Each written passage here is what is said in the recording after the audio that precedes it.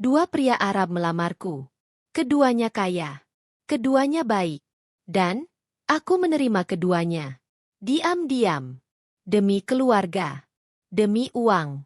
Tapi ketika aku hamil, aku tak tahu siapa ayahnya. Dan aku hanya punya satu tubuh, satu rahim, dan satu nyawa yang kini dihuni dua janji. Lalu, siapa yang harus kupilih? Atau, haruskah aku tinggalkan semuanya dan pulang membawa aib sendirian? Jangan lupa untuk subscribe, like, dan komen ya. Semoga yang sudah subscribe selalu dimudahkan rizkinya, diberi kesehatan, dan dijauhkan dari segala musibah, amin. Terima kasih atas dukungan kalian. Semoga kita semua selalu dalam lindungannya. Amaku Lina, usia 27 tahun. Aku lahir dari keluarga sederhana di sebuah desa kecil di Jawa Timur. Ayahku sudah lama meninggal, dan ibuku hanya seorang penjual gorengan di pinggir jalan. Aku anak sulung dari 4 bersaudara, dan sejak kecil, aku sudah terbiasa menahan lapar demi adik-adikku. Aku sempat bekerja sebagai kasir minimarket di kota, tapi gajinya bahkan tak cukup untuk bayar kos dan kirim ke rumah. Setiap kali ibu menelepon, suaranya selalu terdengar kuat, tapi aku tahu ada getar di balik kata-katanya. Kami butuh uang. Banyak uang. Hingga suatu hari, tetangga kami pulang dari luar negeri, kulitnya cerah, bajunya mewah, dan tiba-tiba rumahnya direnovasi besar-besaran. Dia hanya bilang satu hal padaku. Kalau kamu mau nekat, kerja di Arab bisa bikin kamu pulang bawa emas. Aku tertarik, tapi takut. Aku bukan orang berani. Namun, saat melihat ibu mulai batuk keras tanpa bisa periksa ke dokter karena tak punya biaya, aku tahu aku tak punya pilihan. Malam itu aku duduk di teras rumah kami yang remuk dan reyot. Kutatap langit gelap, dan berkata pelan, "Ya Allah, jika ini jalanku, tolong lindungi aku." Besoknya aku resmi mendaftar lewat jalur TKW legal ke Timur Tengah. Setelah menunggu 3 bulan, akhirnya visa dan kontrak itu datang juga. Tujuanku, Arab Saudi. Majikan pertamaku, keluarga pengusaha properti besar di Riyadh. Hari keberangkatan tiba. Ibu menangis memelukku di terminal bus. Tangannya kasar, tubuhnya kurus. "Nak, kamu nggak usah pikirin kami. Jaga diri baik-baik di sana ya." Tapi justru merekalah alasanku pergi. Aku duduk sendirian di pesawat, menatap awan di luar jendela. Jantungku berdegup kencang. Aku tak tahu apa yang menantiku di sana. Tapi satu hal pasti, aku akan pulang, membawa harapan. Meski harus mengorbankan tubuhku sendiri. Begitu kaki ini menginjak bandara Riyadh, aroma asing langsung menyergapku. Semua terasa berbeda. Udara panas kering, tulisan-tulisan Arab yang tak bisa kubaca, dan suara pengumuman yang tak kupahami. Aku menggenggam tas kecilku erat-erat. Satu-satunya harta yang kumiliki selain doa dari ibu. Seorang pria tinggi berjubah putih memegang papan bertuliskan namaku. Welcome Lina Wahyuni, Al-Tariq Family. Itulah pertama kalinya aku melihat Tariq Al-Fayez, pria Arab yang kelak mengubah hidupku. Wajahnya teduh, sorot matanya dalam dan tenang. Ia tampak lebih muda dari yang kubayangkan, mungkin awal 30-an. Ia hanya tersenyum tipis lalu mengangguk. "Ahlan, Lina." "Welcome." Aku hanya bisa membalas dengan senyum gugup dan anggukan kecil. Dalam hati aku berbisik, semoga mereka baik. Rumah tempatku tinggal ternyata bukan rumah, tapi istana. Tingginya 3 lantai, dengan marmer putih berkilau dan taman seluas lapangan bola. Semua terlalu mewah buat seorang anak desa seperti aku. Pekerjaanku tidak berat. Tariq hanya tinggal sendirian sejak ibunya wafat, dan ia tidak punya istri atau anak. Tugasku sederhana, memasak, membersihkan rumah, dan sesekali menemani Tariq berbincang. Yang membuatku heran, ia terlalu baik. Ia tak pernah membentakku. Bahkan sering membawakanku buah atau makanan ringan dari luar. Ia memperlakukan aku seperti tamu, bukan pembantu. "Lina, kalau kamu lelah, istirahat saja. Rumah ini terlalu sepi, aku hanya butuh teman bicara." Aku mulai terbiasa. Terkadang kami duduk di balkon saat malam, membicarakan hal-hal sederhana. Tentang Indonesia, tentang keluargaku, tentang ibuku yang suka memasak tempe. Tariq tertawa. "Kalau suatu hari aku ke Indonesia, bolehkah aku mencicipi masakan ibumu?" Hatiku hangat. Tapi aku sadar, aku kesini untuk bekerja, bukan untuk dekat. Namun, perasaan tak bisa dibendung. Ia terlalu baik. Dan aku, terlalu kesepian. Malam itu, setelah menyajikan teh di balkon, Tarik menatapku lama dan berkata dengan suara dalam. Lina, aku ingin kamu tetap di sini. Bukan sebagai pekerja, tapi sebagai istri. Aku tercekat. Cangkir di tanganku nyaris terjatuh. Hatiku berdegup lebih keras dari sebelumnya. Ini terlalu cepat, tapi, apakah ini jalan keluar dari kemiskinan yang selama ini kutunggu? Aku diam terpaku. Kata-kata Tarik masih terngiang jelas di telingaku. Aku ingin kamu tetap di sini. Bukan sebagai pekerja, tapi sebagai istri. Tubuhku terasa ringan, seolah mengambang. Aku, TKW dari kampung yang hanya tamat SMA, dilamar oleh pria Arab, pemilik rumah megah dan bisnis besar. Tapi kenapa? Kenapa aku? Tarik tersenyum tenang. Aku sendiri. Kesepian. Dan kamu membawa kehidupan ke rumah ini. Aku menatapnya lama. Tapi, aku hanya pembantu, Tuan. Ia menggeleng. Kamu lebih dari itu. Kamu baik, tulus, dan sederhana. Hatimu bersih. Dan aku ingin seseorang seperti itu di sisiku. Aku memohon waktu untuk berpikir. Malam itu aku tak bisa tidur. Wajah ibu terbayang. Adik-adikku yang masih sekolah. Rumah kami yang atapnya bocor. Dan warung kecil ibu yang sudah lama ingin diperbaiki. Lamaran ini bisa menjadi jalan keluar. 3 hari kemudian, aku menjawab dengan pelan. Kalau Tuan yakin, aku bersedia. Tarik langsung mengatur semuanya. Kami menikah secara sah di mata hukum setempat dan syariat. Tak ada pesta besar, hanya akad yang sederhana tapi hangat. Saat ia menyematkan cincin di jariku, air mataku jatuh diam-diam. Bukan karena sedih, tapi karena hidupku benar-benar berubah dalam sekejap. Hari-hariku pun berubah. Aku tak lagi tidur di kamar pembantu, tapi di kamar utama bersamanya. Aku tak lagi bekerja, tapi dimanjakan. Dibelikan pakaian baru, diberi akses penuh ke rumah, bahkan diantar ke salon dan toko sesukaku.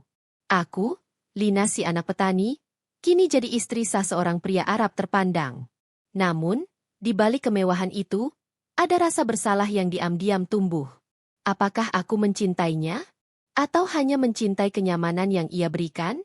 Malam itu, sebelum tidur, Tarik mencium keningku dan berkata pelan. Aku tak butuh istri yang sempurna. Aku hanya ingin kamu tetap jadi dirimu. Aku hanya bisa tersenyum kecil. Tapi dalam hati, pertanyaan itu makin keras. Bisakah aku benar-benar mencintai dia, jika hatiku belum utuh? Setelah pernikahan kami, hidupku berubah total. Dari yang semula bangun pagi untuk menyapu dan mencuci, kini aku hanya bangun untuk sarapan yang sudah disiapkan pembantu baru. Aku memakai gamis sutra, tas mahal, bahkan ponsel pintar keluaran terbaru. Tarik memperlakukanku dengan lembut, dan tak pernah membiarkanku kekurangan apapun. Tapi, perlahan aku menyadari satu hal, Tarik semakin sibuk. Dulu, kami sering mengobrol berjam-jam di balkon. Sekarang, hanya sempat saling menyapa saat sarapan. Kadang dia pulang larut malam, kadang bahkan tak pulang sama sekali karena urusan bisnis di luar kota. Katanya, ini semua demi membangun masa depan kami. Tapi semakin mewah hidupku, semakin sunyi hatiku. Aku mulai mengisi hari dengan menonton TV, belajar bahasa Arab lewat aplikasi, bahkan kadang hanya duduk bengong di taman belakang. Sementara di kampung, ibu dan adik-adikku mulai sering menghubungi. Lina, kamu baik-baik saja, kan? Kami tidak minta banyak, tapi warung ibu bocor lagi. Adikmu butuh uang masuk sekolah. Tentu aku kirim uang. Bahkan berkali lipat dari yang mereka minta. Tapi suara ibu selalu diselingi nada canggung, seolah sungkan. Mereka tak tahu betapa sepinya hidupku di sini. Suatu malam, Tarik pulang sangat larut. Ia lelah. Tak banyak bicara. Hanya sempat berkata, "Maaf Lina, besok aku ke Dubai. Mungkin seminggu." Aku hanya tersenyum. Tapi setelah ia masuk kamar mandi, aku terduduk di ujung ranjang. Aku ini istri, atau boneka mahal yang dibeli lalu ditinggal? Besoknya, Aku pergi ke supermarket sendirian. Di parkiran, aku menabrak troli seseorang. Seorang pria Arab bertubuh tinggi dengan jas hitam, wajahnya dingin tapi berwibawa. Ia menatapku sejenak, lalu tersenyum kecil. Hati-hati, Nona. Di kota ini, yang kelihatan manis belum tentu bahagia. Aku terdiam. Entah kenapa, kalimat itu menusuk. Namanya Fahim. Dan aku tak tahu, pertemuan singkat ini akan mengubah segalanya. Sejak pertemuan itu di supermarket, wajah pria bernama Fahim itu terus terbayang di benakku. Tatapannya tajam tapi teduh. Ucapannya aneh, tapi jujur. Yang kelihatan manis belum tentu bahagia. Apakah ia bisa melihat kesepian yang kusembunyikan di balik gamis mahal dan lipstik tipis ini?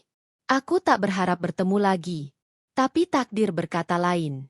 Beberapa hari kemudian, saat aku mengantar paket amal ke sebuah yayasan, permintaan dari Tarik yang sedang di Dubai, aku melihatnya lagi. Kali ini ia sedang berbicara dengan pengelola yayasan dengan bahasa Arab yang cepat. Ketika matanya bertemu denganku, ia tersenyum dan menghampiri. Kita bertemu lagi. Kamu pekerja sosial di sini? Aku gugup. Bukan, suami saya yang menyumbang. Saya hanya mengantar. Ia mengangguk pelan, lalu berkata dengan nada serius.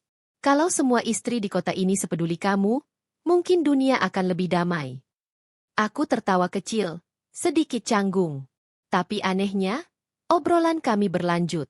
Ia sopan, tidak melewati batas, dan selalu menghormati. Ia bahkan memberiku kartu nama. Kalau kamu butuh bantuan di kota ini, atau hanya ingin bicara, hubungi saya. Sejak itu, aku mulai sering memikirkan Fahim. Bukan karena aku jatuh cinta, tapi karena aku butuh teman bicara. Beberapa minggu berlalu. Tarik masih sibuk. Telepon hanya beberapa menit. Pulang sebentar, lalu pergi lagi. Dan akhirnya, aku menghubungi Fahim. Awalnya hanya untuk menanyakan tempat belajar bahasa Arab. Tapi pembicaraan itu melebar. Kami berbicara lama. Lalu bertemu. Di kafe yang tenang, jauh dari rumah Tarik. Fahim tidak banyak tanya. Ia hanya mendengarkan. Tentang keluargaku. Tentang mimpiku yang dulu ingin jadi guru. Tentang betapa aku rindu dipeluk ibuku. Kamu kuat, Lina, katanya. Tapi kamu terlalu lama menahan semua sendiri. Malam itu, saat aku pulang ke rumah, aku merasa lebih hidup. Bukan karena Fahim spesial, tapi karena ada seseorang yang melihat aku sebagai manusia. Bukan hanya istri cantik yang ditinggal pergi. Di meja makan yang mewah, aku duduk sendirian. Memandang piring kosong di hadapanku. Tak ada Tarik. Tak ada suara. Tapi ponselku berbunyi. Sebuah pesan singkat dari Fahim. Kalau kamu butuh tempat untuk bicara, atau sekadar diam, aku ada. Aku menggenggam ponsel itu erat-erat. Dan di sanalah, pintu menuju kehidupan ganda itu mulai terbuka perlahan, tanpa kusadari. Beberapa minggu berlalu. Aku dan Fahim semakin sering bertemu. Selalu di tempat yang sepi, selalu penuh kehati-hatian. Aku tahu ini salah. Aku tahu aku istri orang. Tapi aku juga tahu, aku butuh udara. Fahim tak pernah menyentuhku. Ia tak pernah melanggar batas. Tapi tatapannya, caranya memperhatikanku, membuatku merasa dihargai sebagai perempuan, bukan sekadar simbol. Tarik? Ia masih sibuk. Minggu ini pun ia di Qatar. Bahkan ulang tahun pernikahan kami pun ia lewatkan begitu saja dengan pesan pendek. Maaf sayang, akan kukirim hadiah spesial untukmu. Aku sibuk di proyek hotel baru. Hadiah itu sampai. Sebuah kalung emas putih berliat permata. Mel, cantik, tapi dingin. Di hari yang sama, Fahim mengajakku bertemu. Ia tampak serius kali ini. Saat kami duduk di sebuah ruangan khusus di restoran tersembunyi, ia berkata pelan tapi dalam.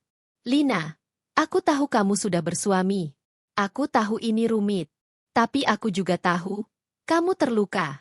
Dan aku ingin menyembuhkanmu. Aku menatapnya bingung. Aku ingin kamu jadi istriku. Secara sah. Aku bisa membantumu. Aku tahu keluargamu masih kesulitan. Aku bisa menjamin masa depanmu dan mereka. Hatiku nyaris berhenti. Aku tidak ingin menyakitimu. Tapi aku juga tidak bisa berpura-pura tidak peduli. Aku terdiam lama. Nafasku memburu. Kepalaku penuh bisikan. Ini gila. Tapi, ini nyata. Menikah lagi? Dengan pria lain? Apa jadinya jika mereka tahu? Tapi, bagaimana kalau tidak ada yang tahu? Malamnya, aku menghubungi ibu. Ia tak tahu apa-apa. Tapi ia menangis di ujung telepon. Lina, ibu cuma ingin kamu bahagia. Kalau kamu harus melakukan apapun, lakukan. Yang penting kamu tidak sakit. Kalimat itu seperti izin yang tidak kusengaja minta. Minggu berikutnya, secara diam-diam, aku dan Fahim menikah. Tak ada gaun putih. Tak ada pesta. Hanya akad sederhana di hadapan saksi yang tidak mengenalku. Di sebuah ruang tertutup, di balik nama palsu. Aku kini punya 2 suami. Satu karena cinta dan kenyamanan. Satu karena kebutuhan dan kesunyian. Dan inilah awal dari hidup dengan 2 kebenaran yang saling menolak satu sama lain. Hari-hariku kini terbagi. Pagi dan siang kuhabiskan di rumah Tarik. Berpura-pura menjadi istri yang setia, menyiapkan sarapan, tersenyum di video call-nya, menyambut kepulangannya meski hanya sebentar. Sementara malam, diam-diam aku pergi ke apartemen mewah milik Fahim. Menjalani hidup sebagai istri yang lain, dengan nama lain, dan hati yang lain. Semua terasa seperti mimpi, atau mimpi buruk. Aku hidup dalam 2 dunia yang tidak boleh saling tahu. Setiap kali kuletakkan mukena di rak rumah Tarik, aku harus ingat letak yang berbeda dari mukena yang kupakai di rumah Fahim. Setiap parfum, setiap gaya bicara, bahkan cara tersenyumku pun harus kubedakan. Kamu terlihat letih, kata Fahim suatu malam. Aku tersenyum lelah. Mungkin karena terlalu banyak berpikir. Yang tidak ia tahu, aku terlalu banyak berpura-pura. Tarik mulai curiga. Ia menyadari aku sering mengantuk. Ia bertanya kenapa bajuku pernah berbeda dari pagi sebelumnya. Aku baru dari laundry. Bohongku cepat. Dan setiap kebohongan yang kuucap, membuat hatiku seperti terkikis sedikit demi sedikit. Di kampung, ibu dan adik-adikku kini hidup nyaman. Warung kami direnovasi. Adikku masuk kuliah. Ibu punya motor baru. Mereka senang. Mereka tidak tahu dari mana uang itu datang. Mereka hanya tahu, aku hebat. Tapi mereka tidak tahu, aku hampir kehilangan diriku sendiri. Suatu malam, saat sedang duduk di balkon bersama Fahim, ia memegang tanganku dan berkata, "Aku ingin kita punya anak. Lina, aku ingin keluargaku lengkap." Tanganku langsung dingin. Jantungku berdebar kencang. Anak? Bagaimana bisa aku mengandung? Jika aku bahkan tidak tahu, anak siapa yang akan lahir nanti? Sejak malam itu, aku tak bisa tidur nyenyak. Permintaan Fahim agar kami punya anak membuat pikiranku terus bergolak. Bagaimana jika aku benar-benar hamil? Bagaimana jika Tarik juga menuntut hal yang sama? Bagaimana aku akan tahu? Siapa ayah sebenarnya? Aku mulai menghitung hari. Mengatur jadwal. Menghindari momen yang bisa membuat semuanya makin rumit. Tapi hidup tak pernah bisa diatur serapi itu. Suatu malam, saat aku pulang dari apartemen Fahim dan masuk ke rumah Tarik dengan langkah pelan, aku terkejut. Tarik ada di ruang tamu. Ia duduk diam, menatapku. "Kamu dari mana, Lina?" Aku kaku. "Dari taman, Tuan. Ingin udara segar." Ia berdiri, lalu mendekat. "Jam 2 pagi, kamu masih cari udara segar?" Aku gugup. Tapi ia tidak marah. Ia hanya menatapku lama, lalu berkata, "Kalau kamu merasa kesepian, kamu bisa bilang, aku akan pulang lebih sering." Aku hanya mengangguk. Tapi hatiku menjerit. "Tuan, aku bukan hanya kesepian. Aku..." Beberapa hari setelahnya, tubuhku mulai terasa berbeda. Mual di pagi hari. Mudah lelah. Aku diam-diam membeli alat uji kehamilan. Keesokan paginya, dengan tangan gemetar, aku melihat 2 garis merah yang terang dan jelas. Aku hamil. Tapi oleh siapa? Tarik? Atau Fahim? Aku terduduk lemas di kamar mandi. Air mataku jatuh tanpa suara. Aku seharusnya bahagia. Tapi justru inilah malam tergelap dalam hidupku. Malam itu, Fahim meneleponku.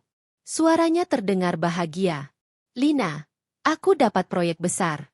Aku ingin kamu berhenti dari rumah suamimu. Aku ingin kamu tinggal bersamaku sepenuhnya. Aku tak menjawab. Nafasku sesak. Kita akan mulai hidup baru. Kamu, aku, dan anak kita nanti. Aku menutup telepon pelan-pelan. Kini aku sadar, kebohonganku bukan lagi permainan, tapi bom waktu yang bisa meledak kapan saja. Sejak tahu aku hamil, aku hidup seperti diburu waktu. Setiap hari terasa seperti berjudi. Tarik mulai lebih perhatian, bahkan ingin kami berbulan madu ke Turki. Sementara Fahim terus mendesak agar aku pindah ke rumahnya dan keluar dari pernikahan palsuku. Aku pura-pura tenang. Padahal tubuhku lelah, pikiranku kacau. Aku pergi ke klinik untuk periksa kandungan, diam-diam, tanpa nama asli. Usia kandungan 6 minggu. Dan itu membuatku semakin bingung. Siapa ayahnya? Haruskah aku jujur ke salah satu dari mereka? Atau aku kabur dari semuanya? Di malam yang dingin, aku memandang cermin kamar hotel. Perutku masih rata. Tapi aku tahu, di dalamnya ada jiwa. Jiwa kecil yang tak tahu siapa ayahnya. Dan aku pun tak tahu, aku istri siapa sesungguhnya. Hari ini, Tarik memberiku kejutan. Ia menyerahkan tiket dan paspor. Kita berangkat ke Turki minggu depan. Aku ingin kita mulai babak baru. Hatiku mencelos. Bagaimana mungkin aku liburan? Saat dalam kandungan ada rahasia besar? Di sisi lain, Fahim juga menelepon dengan nada penuh harap. Lina, aku sudah siapkan kamar bayi. Kamu tinggal bilang kapan pindah. Aku terdiam. 2 pria, 2 rumah, 1 rahim, dan 1 tubuhku. Semakin tak tahu harus kemana. Malam itu aku duduk di sudut kamar, memeluk perutku pelan. Maafkan ibu, karena kamu lahir dari kebohongan.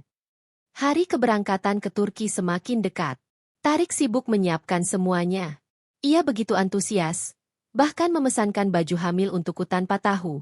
Ia mungkin bukan ayahnya. Sementara Fahim mulai gelisah. Kenapa kamu belum pindah juga? Lina? Kamu sembunyikan apa dariku? Aku tak menjawab. Di cermin, aku melihat diriku sendiri. Cantik, terawat, tapi hampa. Aku lelah, tapi tak bisa mundur. Malam sebelum keberangkatan, aku berkemas pelan. Tapi bukan untuk ke Turki. Aku membeli tiket menuju Indonesia. Aku ingin pulang. Meski tanpa jawaban. Meski tanpa izin dari siapapun. Aku tiba di bandara malam hari. Tak ada yang tahu, tak ada yang menjemput. Hanya aku dan bayi dalam kandunganku. Di rumah, ibu terkejut. Bahagia, tapi matanya menyimpan tanya. Kamu kenapa pulang mendadak, nak? Aku tersenyum lemah. Aku hanya rindu, Bu. Di kamar lama yang sempit, aku memeluk perutku. Setidaknya di sini, aku bisa jadi diriku sendiri. Meski cuma sebentar. Baru 3 hari di kampung, aku mulai tertekan. Tarik menghubungi terus. Panik.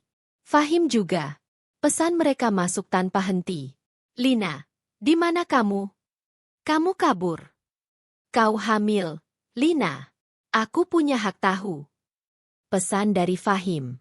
Aku mematikan ponsel. Tapi hatiku semakin berisik. Malam itu, ibu masuk ke kamarku dan bertanya pelan. Lina, siapa sebenarnya ayah dari anakmu? Aku menahan napas. Saatnya memilih, jujur, atau kembali bersembunyi. Pertanyaan ibu terus bergema di kepalaku. Siapa sebenarnya ayah dari anakmu, Lina? Aku menunduk. Tanganku gemetar di atas selimut. Suasana kamar seketika sunyi. Hanya suara detak jam dinding yang terus berdetak. Seperti menghitung waktu kejatuhanku. Akhirnya, aku berkata lirih.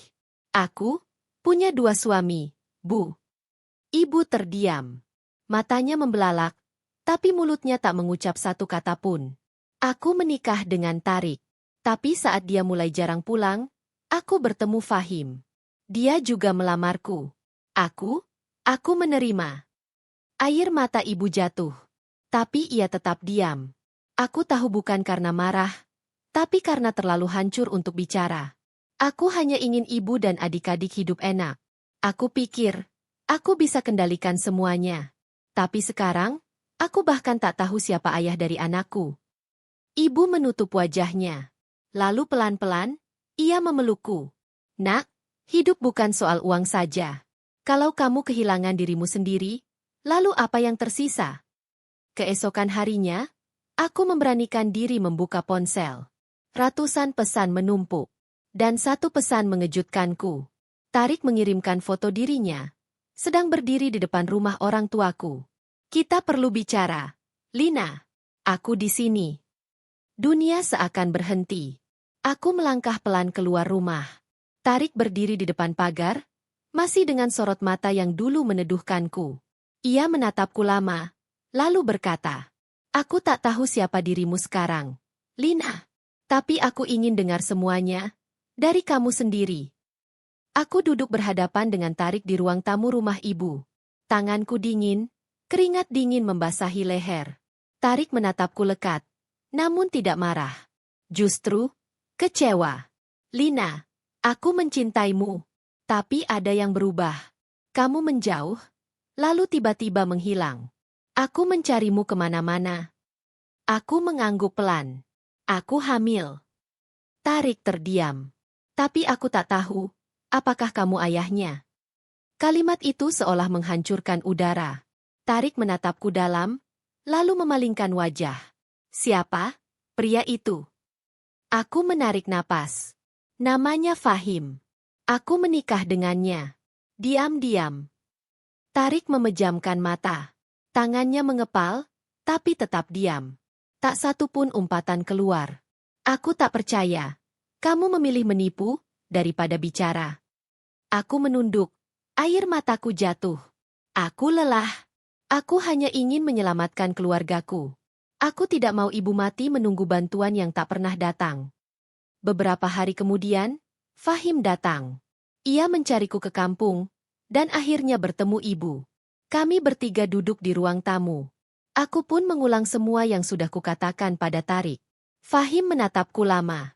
"Lalu sekarang, kamu mau apa, Lina?" "Aku ingin kamu jadi istriku sepenuhnya." Ibu menatapku, lirih berkata, "Yang kamu pilih bukan cuma siapa suami, tapi siapa yang bisa kamu pertanggungjawabkan di depan anakmu kelak." Malamnya aku berdiri sendirian di depan kaca, menatap bayangan diriku. Dua pria menunggu. Tapi aku harus berhenti menunggu jawaban dari mereka. Kini, aku sendiri yang harus memilih. Dan pilihan itu akan mengubah segalanya. Pagi itu, aku menulis 2 surat. Satu untuk Tarik, satu untuk Fahim. Aku tidak ingin mereka mendengarkan alasanku dalam amarah atau debat. Aku ingin mereka membaca dengan hati. Pada Tarik, kutulis, "Kau datang di saat aku terpuruk dan memberiku rasa aman. Tapi aku menyalahgunakannya. Aku tak pantas lagi menyebut diriku istrimu." Pada Fahim, "Kau hadir ketika aku merasa hampa dan memberiku perhatian yang tulus. Tapi aku masuk ke hidupmu dengan kebohongan. Aku tak memilih salah satu. Aku melepaskan keduanya. Aku tak ingin hidup dalam rasa bersalah seumur hidupku, juga tak ingin anakku lahir dalam bayang-bayang kebohongan." Ibu menangis ketika ku beritahu keputusanku. "Lina, kamu yakin?" Aku mengangguk. Aku ingin membesarkan anak ini sebagai ibu yang utuh, meski tanpa suami. Aku pergi ke klinik kecil untuk periksa kandungan. Dokter tersenyum dan menunjukkan layar USG. "Bayinya sehat, Bu. Detak jantungnya kuat." Aku menatap layar itu lama.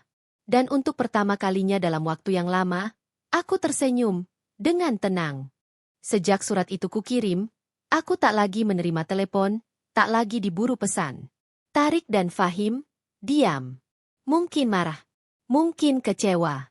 Tapi aku tahu, itu bagian dari konsekuensi. Aku kembali tinggal di rumah ibu, menjalani hari-hari sederhana, membantu warung, memandangi sawah, dan mengusap perutku yang mulai membulat. Hidupku jauh dari glamor. Tapi hatiku lebih ringan. Setiap malam aku berbicara pada janin di perutku. "Nak, kamu datang di saat ibu kehilangan arah. Tapi kamu justru membawa ibu pulang ke hati ibu sendiri." Suatu siang, sebuah mobil hitam berhenti di depan rumah. Tarik turun dengan wajah tenang. Ia datang sendirian. Kami berbicara di beranda. Lama, pelan, tanpa suara tinggi. Aku sudah baca suratmu, Lina. Aku marah, kecewa, tapi aku juga paham. Kamu terluka lebih dulu. Aku menunduk. Aku tak akan menuntut apapun. Tapi kalau kamu butuh bantuan, untuk anakmu, untuk hidupmu, aku ada. Aku menahan air mata. Terima kasih, Tuan. Tapi biarlah kali ini, aku belajar berdiri sendiri. Tarik mengangguk, lalu pergi tanpa kata lagi. Malamnya, aku duduk di teras bersama ibu. Langit penuh bintang. Udara dingin, tapi hatiku hangat. Bu, aku nggak sempurna. Tapi aku ingin anakku lahir dari ibu yang jujur. Ibu memelukku pelan. Kamu tak sempurna, Nak, tapi kamu berani. Dan itu, lebih dari cukup. Bulan demi bulan berlalu. Perutku kini besar. Jalan pun sudah tak bisa cepat. Tapi ada damai yang tidak pernah kutemukan sebelumnya. Damai yang muncul setelah aku berdamai dengan diriku sendiri. Ibu selalu di sampingku. Setiap pagi kami menyiapkan sarapan bersama. Dan setiap malam aku berbicara pada calon bayiku. Kamu nggak punya ayah di sampingmu, Nak, tapi kamu punya ibu yang akan jadi segalanya. Suatu malam, kontraksi itu datang. Cepat dan tak tertahankan. Ibu membawaku ke bidan kampung. Tak mewah, tak steril seperti rumah sakit Tarik dulu menjanjikan. Tapi di sanalah, di ruang sempit itu, aku berjuang sendirian. Napasku putus-putus. Tubuhku lemas. Tapi aku tahu, kalau aku bisa melewati ini, aku akan jadi perempuan paling kuat. Dan akhirnya, tangis bayi itu terdengar. Laki-laki. Matanya bulat. Kulitnya bersih. Tangisannya adalah jawaban dari semua luka yang pernah kubungkam. Saat malam tiba dan semua tenang, aku memeluknya erat. Namamu Rayyan, artinya, pintu surga. Karena kamu adalah jalan bagiku untuk kembali hidup. Dan sejak saat itu, aku bukan lagi Lina yang dulu. Aku adalah seorang ibu. Hari-hariku kini dipenuhi tangisan kecil, popok, dan begadang. Rayyan tumbuh cepat. Senyumnya adalah pelipur lara. Pelukannya adalah kekuatanku. Aku tak lagi memikirkan masa lalu. Tarik dan Fahim, seperti bayangan. Mereka pernah ada, pernah mencintai, tapi tak lagi kupegang sebagai masa depan. Masyarakat mulai tahu bahwa aku pulang dalam keadaan hamil. Ada yang mencibir, ada yang membisu. Tapi tak sedikit pula yang memberi dukungan diam-diam. Yang penting anakmu sehat, Mbak, dan kamu kuat. Kalimat itu dari tetanggaku, yang dulu tak pernah dekat. Aku mulai menjahit lagi. Pesanan kecil-kecilan datang dari warung sebelah. Hidup ini sederhana, tapi nyata. Dan aku bahagia. Sore itu, aku menggendong Rayyan sambil menatap langit senja. Dulu ibu rela menyerahkan tubuh demi uang. Tapi sekarang, ibu rela berikan seluruh hidup, demi kamu. Aku mencium dahinya. Karena kini, satu-satunya laki-laki dalam hidupku, adalah kamu. 3 tahun berlalu. Rayyan tumbuh jadi anak yang ceria dan pintar. Matanya bersinar. Suaranya memenuhi rumah kecil kami dengan tawa. Aku masih menjahit, kini dengan lebih banyak pesanan. Ibu sehat, adik-adikku sudah mandiri. Kami tidak kaya, tapi tidak lagi kelaparan. Tidak lagi menangis karena takut besok makan apa. Suatu hari, aku menerima surat, tanpa nama pengirim. Isinya hanya secarik cek, dan satu kalimat pendek. Untuk Rayyan. Dari seseorang yang pernah mencintai ibunya. Aku tahu, mereka tak pernah benar-benar pergi. Tapi aku tak membalas. Karena hidupku sekarang, bukan tentang mereka lagi. Hari itu, aku menggandeng Rayyan ke sawah. Kami duduk di pematang, memandangi langit. Rayyan, kamu tahu? Dulu ibu pernah kehilangan arah.